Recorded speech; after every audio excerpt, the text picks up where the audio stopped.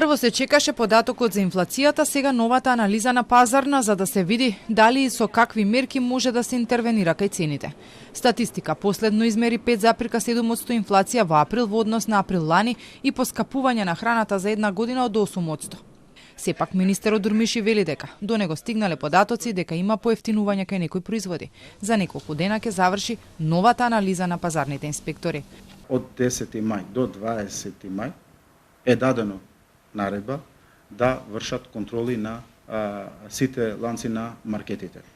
Од она што неофицијално, пошто помина 4 дена во текот на контролите што ги прават, неофицијално сум информиран дека има одредено намалување кај цените кај овошето и зеленчукот, овие денови што се прават контролите.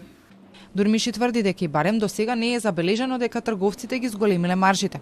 Пратеникот од СДСМ и поранешен вице-премиер Битики во вчерашната Вин пак кажа дека инфлаторниот шок во земјава допрва ќе се почувствува. Нашиот инфлаторен удар нема да биде во март. Тој ќе се почувствува во април, мај и понатаму. И тој ќе продолжи.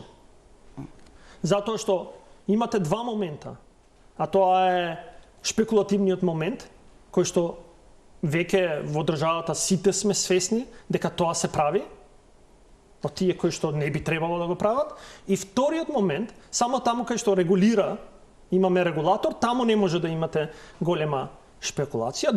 Од последниот извештај на статистика може да се види дека за една година најголем скок на цената има кај месото, потоа млекото, јајцата, маслото и овошјето. А податоците на ССМ покажа дека во април во однос на март минималните трошоци на едно 4-члено семејство се зголемиле за речи 1000 денари. И од Народната банка и од владата излегува со полоши прогнози за домашната економија. Годинава очекуваат помал раст на БДП и повисока инфлација.